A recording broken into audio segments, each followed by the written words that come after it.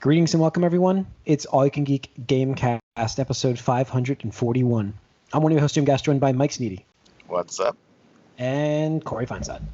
Ahoy. Welcome, listeners and viewers, to 541 of the Gamecast. Tony is not joining us tonight. He's got a family dinner. Good for him. Yeah. Finally getting back to things normal. A mask, probably a mask-free. I can't confirm nor deny this, but probably mask-free because I think they're all vaccinated. It's hard to eat. You got a mask on your face. I would guess there's still masks involved, honestly. It's so... No, I mean, maybe, but not for when I had... actually, I'm having a gathering with friends next weekend. Ben's in town from Pennsylvania, and we're having dinner at his stepmom's house, and it's happening. And guess what? It's cool. Like, we're all completely vaccinated. You know, the whole house is. Everybody there will be fully vaccinated, with the exception of the kids.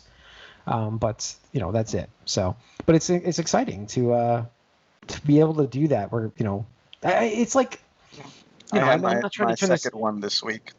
Yeah, I'm not trying to turn this into like some sort of like crazy COVID podcast here, but it's so good to turn to feel like we're turning that corner, and you know what I mean, like we're rounding the bend, even though cases are skyrocketing, and my dad is just in it, like, you know, as a paramedic, he's out there and he sees like the bad cases that are happening, and he even says he can't wait for vaccinations to pick up more and more. So it's still bad, but the people who are vaccinated are doing well. I mean, that's the idea behind it, and it's exciting to get to that point where we can have a gathering of friends again safely. Not that we didn't do it before, but we've been mostly outside, and you know what I mean? Like, it's been, small samples. Like, you guys helped me move. Corey, you helped me move. You know what I mean? We're all masks and everything like that. So it would be cool to just kind of hang out and, Yeah. So. Yeah, I mean, it would be nice to like watch WrestleMania or something that's together. Yeah, and I was gonna invite you over. We had somebody else here, so so we had our friend Ryan was over. That's what happened. So, but yeah. Anyways, guys, let's get into the Gamecast. Sorry for those listening in the front. Welcome to the Gamecast. Like I said, Tony's not with us, but what have we been playing, guys? Because I didn't get to play Outriders like I wanted to, but I know Corey did. Mike, did you? I did not. I would love to hear Corey's feedback. I might soon, because I got one of the two people I normally play online to download it. Well, I'll be online with it soon. I just installed it. I installed it Saturday, Corey? I guess whenever you were saying, yeah. We were texting each other about WrestleMania, and I was like, I'm going to install it now. So, but yeah. No, Outriders, man, I played a lot. I mean, I'm at level 20 right now, which I guess doesn't sound that high, but I mean, I only played for like over the weekend, and for me that's a lot of game time, because you guys know you don't have as much time. Yeah, well, and plus, like, in the past podcast, like, how long have I talked about playing a game? And Outriders has got me fully invested. Like, it is the best parts of what Destiny does, and it's got like it actually reminded me a little bit of Mass Effect 3 with the combat. It's just like it's a 3-person squad, right? Yep. 3-person squad. Well, I mean, that's Destiny, though. Destiny was 3-person. Yeah. But what shocked me was this is not like a massive multiplayer online game where you're seeing all these people playing at the same time in these open worlds. That's not what this is. This is very much story driven. Your character speaks a bunch. Like, that's why I feel like it's got that Mass Effect 3 aspect where you're talking. There's a bunch of cutscenes. There's a lot of story in this game, and when you are matched up, you're playing your game, but you're playing with someone else, but it's your game. It's like you're just there together, but you're still watching your story. Like, I'll see my cutscenes, and I actually played with your cousin Mike all weekend. Okay, cool. And we were playing together the whole time, and like, he'll see his character in his cutscenes and his customizations on his like truck and stuff, and I'll see all my own stuff. But we're playing together when it's the game play aspect. So you're having it's like three delusional people who think they're like the main guy. Yeah. I mean, it's not like you don't see the other players or anything like that. You know, like, not even in your cutscenes, you're not seeing multiple people. It's just your story. Like, that's perfect. Like, that's what you kind of want in this. And that's the customizations to be there, but really, you want your own story. Yeah. I take away the issues we talked about last week, and like, there are issues with this game. I'm not gonna sugarcoat it, be like, oh yeah, everything. I will talk about those momentarily, but I do want to speak about the things that I've really enjoyed, because like I said, I've been fully invested in this game, and like after I've been playing, I'm like, all right, when I'm done with something or after work, like I want to play the game because it's got that great gameplay loop. The shooting is not as good as Destiny. Like I don't think Bungie just knows what they're doing. Is this a third person or first It person? is Bungie, third person. Bungie is a good shooter company, don't forget. Yeah, and it's the third person, so it's not first person either. So, like I said, it's the Mass Effect kind of thing going on here.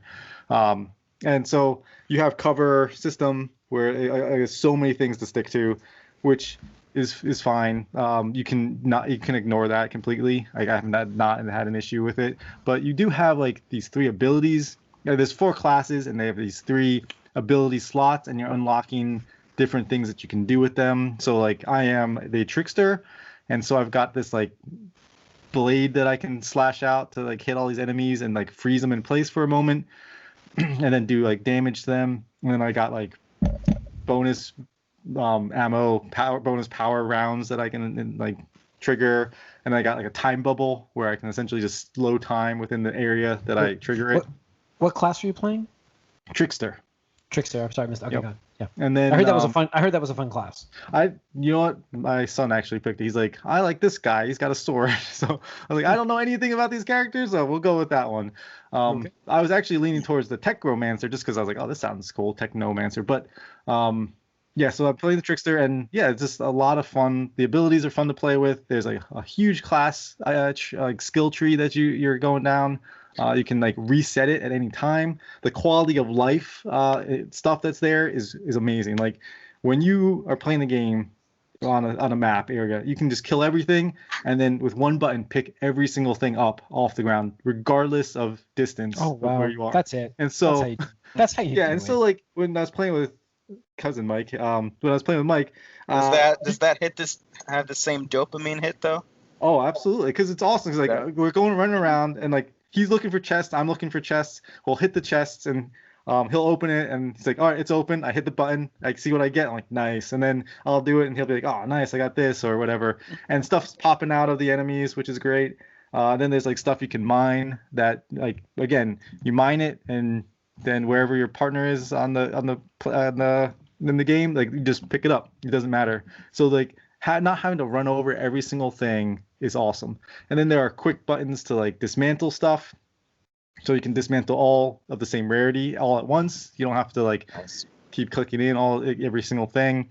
It tells you when you have mods on, because this is a whole mod system, and the mods will when you dismantle something, the mods unlock, and it's just like one mod. You don't necessarily need to have like, oh, I need to farm to get this mod. Like once you unlock the mod, you have that mod, and it's just like, no, I can just install it on this or something. And but it'll show you when you have a mod unlocked, and it'll show you when that mod is already on your character. So it's like, well, this piece of equipment has a mod on it, but that mod's already being used, and it's going to do 0 effect for you. So like all these like quality of life stuff that just it's just like, wow, this is really cool that they're doing this, is amazing. The only problem is the game runs like shit. And really, so, like and I mean as we were texting, you got kicked out. So yeah, and so like it's still funny because there was a rain delay when we were watching WrestleMania. I was like, oh, I'll play some Outriders, and it crashed right when it started. But like it did crash on me. It crashed on me 4 times over the weekend, and so that's a lot considering how much I play, and that's tough because it's always in the back of your mind, like, is this game gonna crash on me? Plus, like, you'll get moments where people's mouths are either not moving or their teeth just stick out of their face, and it's like you just see, you know, giant teeth, and their cheeks are moving all over without, it's just the animation's all janky. And so there's definite issues. Also, you can have character wipes happen. You know, that's because all the gear is server side. So I've seen that. And there was like a 6 gig update that was installed as well. So like I installed the game, played it, and then the next day had a 6 gig update that I also had to install. And that apparently made the item wipe worse, which then they put out another fix to hopefully resolve some of that, so you're not going to see it as much. I guess the only plus would be, since it is all server side, does that mean when something goes wrong, it should all be able to be restored? No, because it's wiping it on the server. That's the problem. It's wiping that server. It's not that it's not connecting. No, exactly. And so like you'll load up and you'll just be in your underwear and you'll have nothing. Oh, well, that's pretty shit. So yeah, and that's happened in multiplayer. And the other problem is it's like an always online game. So if you do not have a connection, you're not going to be able to play. And it being a game that is fairly like single player focused because of how much story there is. Like I said, it took me a long time to just start playing. There's like so much story involved, and it actually is I'm really enjoying the story in this game. Actually, the idea is you're going to this new planet. That's what I want. Like you're massively selling me on this game right now. Just like I said, I'm just having so much fun. 5, 6, 2, 7, 8. Yeah, I've moved up like a full point, like 5, 6, 7, 8 right now, Matt. Yeah, and again, it's best with other people. I think that's the way to go. And I may be up like it was free on Game Pass. That is on Xbox at least, not on PC, but free on Xbox Game Pass, and that is just amazing value right there because you get to play this game for free essentially, and enjoy the full benefits of it. And even if it was a full $60, I still think it would be worth that price, in my opinion, just because of what the game is. And everybody knows, like, if you've been listening to this podcast for a while, you know I'm all about those looter shooters. And this one has got me like hook, line, and sinker as far as wanting to play it, and exploring all the different builds that you can have and stuff like that. It's been a lot of fun. Very, very hopeful for some patches to help make it run better, though. Yeah. But yeah, I wonder if next gen, I wonder if like next gen systems can run it better, or if it's just more like server issues. Mike has an Xbox Series X, and he has no problem. So it could be just me on my side. He got the Series X. Wow, lucky him. So so no, it's because like I told him it crashed for me and stuff, and he's like, oh, it didn't crash. So it was definitely something with mine. But I still have the Xbox One X or whatever. I do have the better, not the original Xbox One, but you have the good one. I'm sorry, but the Xbox One X is like the pinnacle of their design of a system. I think it's a great design. I wish they had launched with that system. Like they would have dominated the generation with that design. Oh my gosh. Yep. But highly recommended on my part. That's cool. I'm like, I haven't even looked for Series X's. Like I've been thinking I'm going PS5 because I can get a PC. But the chip shortage, man, that chip shortage is just not good. Not just with GPUs, but CPUs now. It's like, oh my God, there's a lot going on. NVIDIA just came out with news yesterday about them coming out with new chips. And somebody's got to, because there's a shortage. So and they actually have a card that they're going to be putting out that's specifically designed to mine Ethereum. Yeah. So it's pretty interesting. Wow. Holy shit. And we're getting breaking news, Jim? No, just my stocks. I had a coin. I had a coin. I bought Dogecoin today because I was like enamored with it. You got back in. Nice. I did, but at 9 cents, I was like, "There's no way I'm going to sell this thing," and it just skyrocketed to 10.5. I had a sell limit, and I sold it for 10. I got a day trade mark, but this is happening. Oh my God, it's at 11 cents. It's flying. 11.5. That's insane. But wow. Anyways, sorry, that just happened on the air. I just got the sell order, and I'm like, what? Are you serious? I thought when I said that, I'm like, I'll just stockpile some stocks, and wow. So anyways, sold off 216 or paid off $216 million worth of debt. Wow. There we go. That's what it needed. Yeah. Jeez. So it did. That's gonna be huge. Wow. Where were we now? I'm like completely lost. I was talking about Outriders. We were in what we've been playing. So what have you guys been playing? So I didn't really get to play much myself. So go ahead, Mike. Are you playing anything good? I finished the story of Yakuza 5 now. Nice. So that completes the remastered collection for me. Although there's a lot, maybe too much to still do in that game. because there's 5 playable characters in this game, and they all have their own sort of like side careers, every single one of them. So there's a lot more I can do, and I'm curious to see if there's a little more story stuff in there.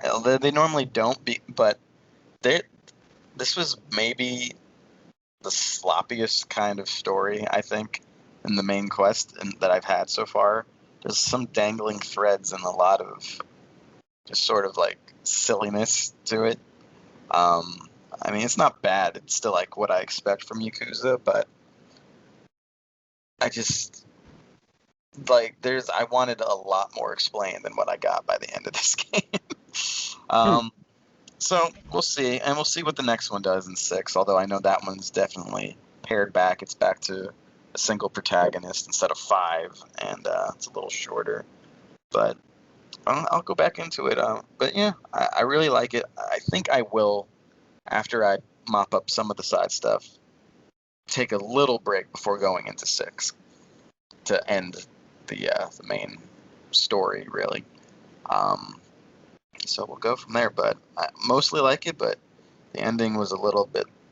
It didn't quite explain things enough for me, even though, you got to take things a little bit with a grain of salt, even the serious story in these Yakuza games, because they fall apart when you really start picking it apart. Because I mean, there's definite tropes in these games where pretty much someone takes a bullet for someone in every climax of every Yakuza game. Yeah. And also someone, and more often than not, people fight each other to become friends, like all the time. Not even like in the next game where it's like, no. It's literally right afterwards. Like they'll fight each other to. It's like, don't hold back, get ready to die, and then and then they now respect each other after. Yeah, yes. It's like, respect, man. You beat me up good, I beat you up good. Respect. And there's lots of small world coincidences as well, but it's fun. So yeah, I'll see how many of these side activities hold my attention for a bit, and then I might try to do something else with some other game before I drive into 6. But yeah, it's been a fun ride. I've been playing these games now for over a year, and we'll see how it goes going forward. But Remastered is done. On to 6 after that. All right. Yeah, I mean, there's still more out there for you, so there's plenty. Like a Dragon is something I want to hear you play. Like a Dragon. I'll see if that gets a little bit cheaper for me in the future. But I also heard that they're making a sequel to Judgment, and that's in development, which is the spin-off one where you were the private detective, which I played around Christmas time this year. And I really liked that one's story more, but it had a little bit less as far as like the side activities in that game. So the biggest problem with that game was they had the shitty tailing feature way too much from like Assassin's Creed, because you like follow people as a detective a lot. But I would play a Judgment sequel pretty quickly as well. So there's still more stuff coming from them, so it's all good. All right. Cool. All right, let's get into some news then, guys. Where were we here? There we go. All right, let's see. Bad news in the beginning. Fable and Perfect Dark are reportedly years away still, according to an Xbox insider. This was on a claim. How good of a source this is, I'm not sure, but I'm not surprised by this news, I guess, even with the pandemic out there. That kind of hurts a lot of development. Yeah, you can make the guess that most things are years away that you haven't had like a real announcement for at this point. And plus, we haven't even seen anything other than like, hey guys, this is coming. So it's like hard to imagine that this is coming anytime soon. What do you think? 2023, 2024? Like that's where I'm looking. I'm thinking 2024. That's what I'm thinking. So. But we'll see. Maybe they do try to get one in 2023 and one in 2024, but there's no way it's coming. Yeah. So I mean, I see it happening in 2022 at all. I'd be shocked if, I mean, yeah, I mean, Fable without a doubt. I mean, Perfect Dark maybe could be a surprise Who launching even knows next what that's year, going to be now at this point? We don't have games like that come out anymore. Yeah, I'd like to see them kind of reinvent that a little bit. Well, not reinvent the game, but like bring out a Perfect Dark game again, kind of more back to its roots from N64.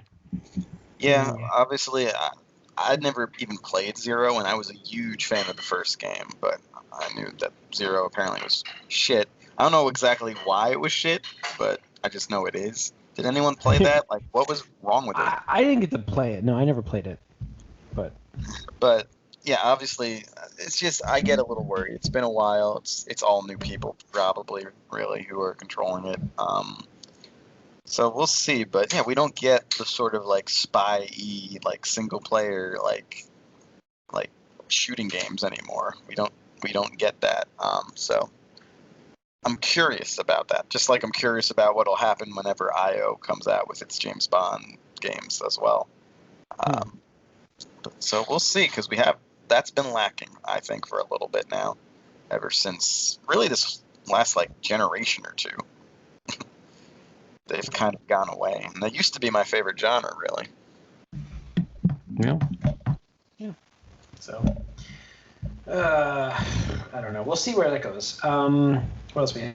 We talked about a chip shortage on here, and you know the idea from that was that there's actually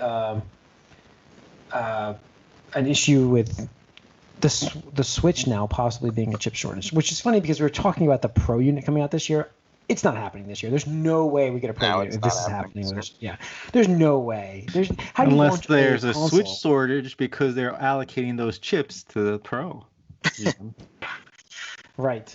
I think that I don't get that this year because of this. There may have been plans, but I think it's scrapped until next year. And I don't know. Who knows how long this chip shortage is going to last? This is Nintendo. They'll release it. They'll release about 5 of them, and they'll say it's released, and that'll be how it goes. Yeah. They'll have a huge secondary market for a while again. Yeah. It'll be the unicorn of all unicorns. Yeah, I mean, we'll see. That's going to be crazy, though. We think about the holidays this year. If you can't find any console. Well, the other thing, though, is, and it works to Nintendo's advantage, a lot of people, a lot of parents or whoever are just going to get the older Switches. That's not going to be an issue. They're going to not. Well, they're saying that's the problem. Is the older Switches is going to be hard to find because of this chip shortage. They're going to be the older ones, right? Because they can't make them because they don't have chips to put in them. So they're saying to get ready for that because people freak out or something. They call it a conspiracy. It seems interesting. They're like priming the pump for some inflated demand. Yeah, could be. Could be part of it. Yeah. They just sell out immediately every time they come out too. So it's just like, that they're gonna get people are gonna want more of them. They're not gonna have them because they just don't have chips to put in them. Okay. Yep. Mike, you posted the clock battery for PS4. Yeah. The CMOS battery issue. So, yeah, there might be a big problem with the system. Apparently, if that dies, you can't play any games, right? The way it is right now, from what I understand, and I don't really know most of this, it's just what I've read that was reported, is that this battery, once it dies, in order for anything to work again in the system, like read games, even physical copies, it would need to contact PS4 servers again and then come back. And if the servers are done eventually, which you figure in like 5 years they might be done with the PS4 servers or something, your PS4 is a brick at that point because it can't play games. Or anything that has achievements in it. You could play like demos, stuff that doesn't have achievements, because the whole clock, I guess, it's like an internal clock they need to keep track outside of what you can adjust so you don't cheat achievements. Because because that's important for some reason. So basically, yeah, when this dies, it is a battery and it'll die eventually. Although people say it probably could last 20 years. But it could last like 5 to 10. That wouldn't be exceptional either if it died that soon. So it was a good idea that Jim sold his. Then is what you're saying. Well, unless they do an update, basically it means, as far as game preservation goes, like your PlayStation 4 has like an expiration, basically, unless they change something, which you would hope they would, because there's so many old systems you can play old games on. Like most of the time, you can, well into the future, as long as the thing isn't physically falling apart.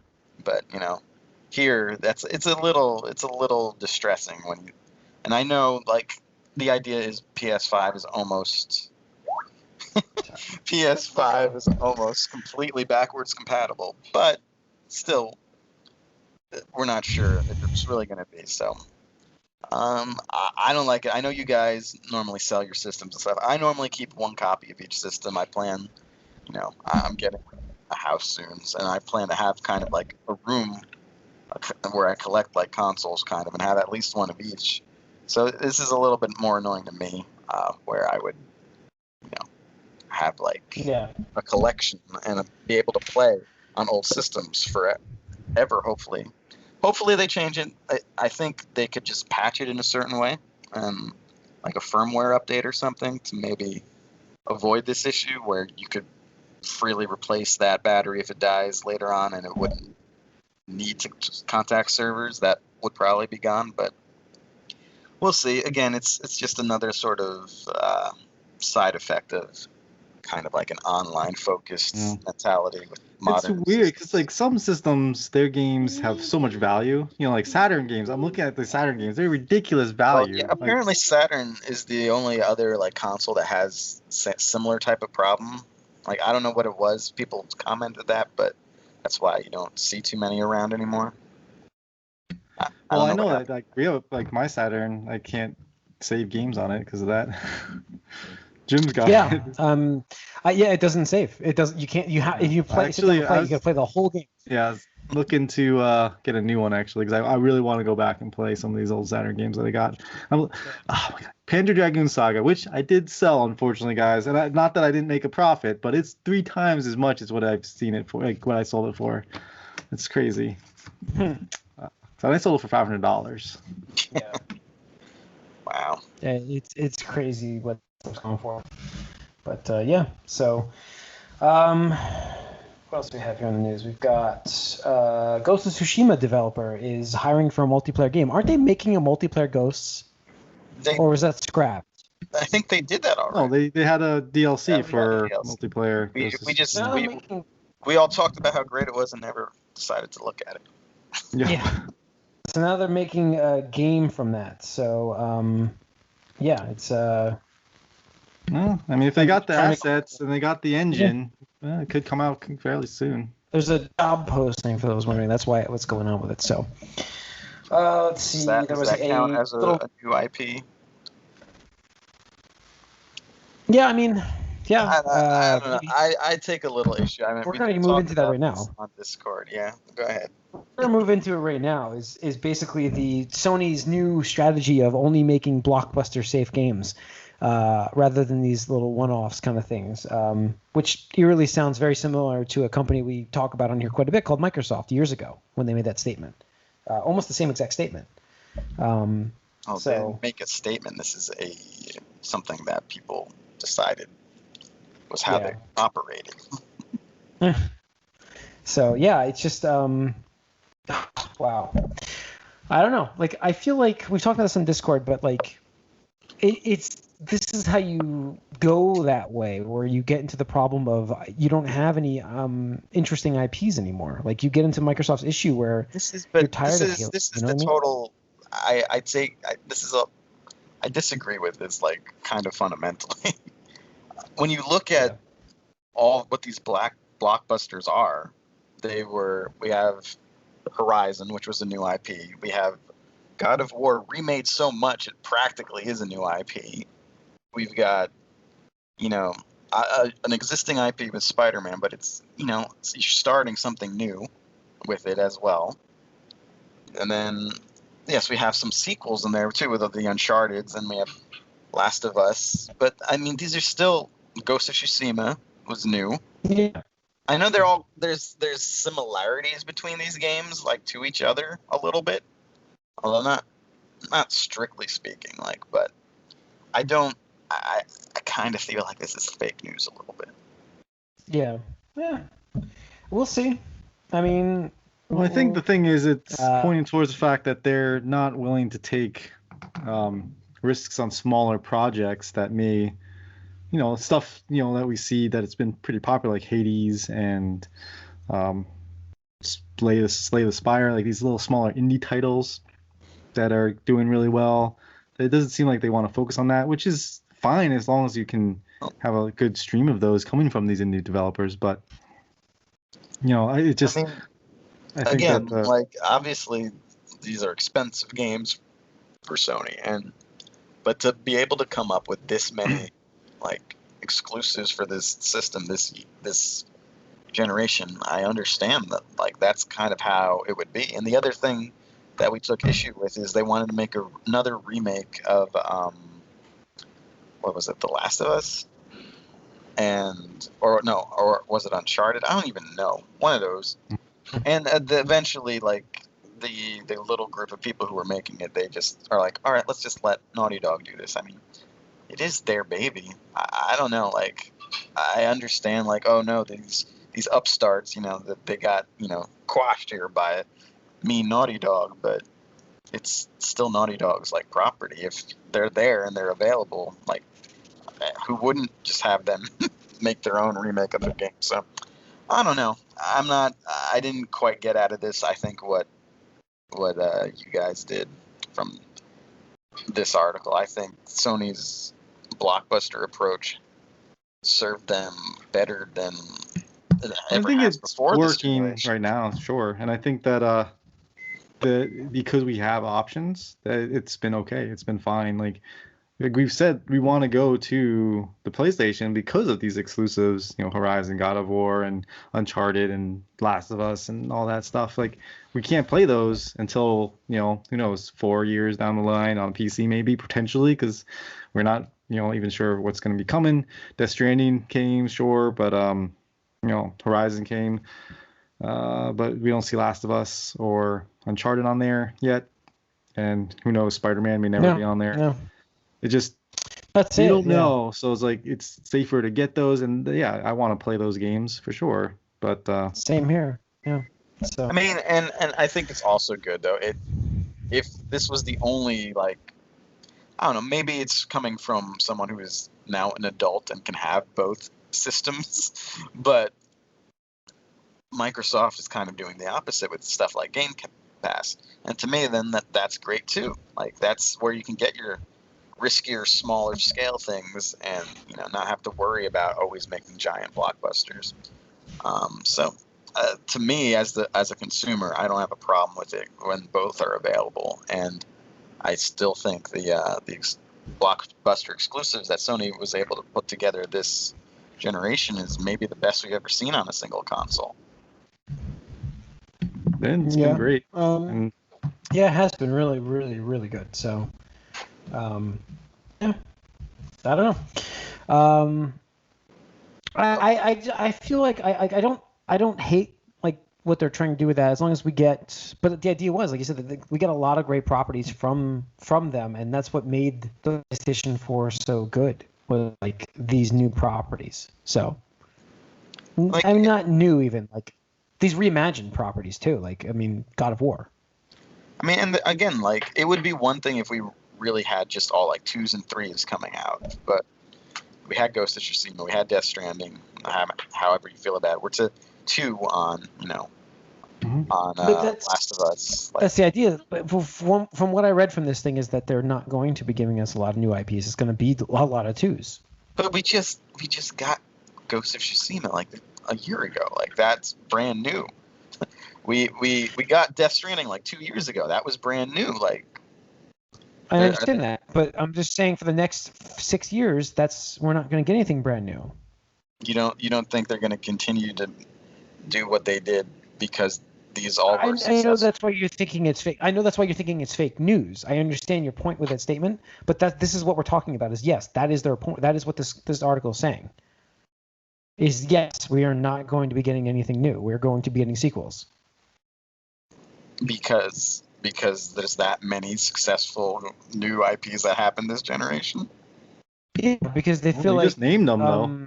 We are getting Horizon 2. We're probably going to get another Spider-Man. We're getting more God of War. Getting God of War. But apparently, we're not getting Days Gone 2, which was one of them as well.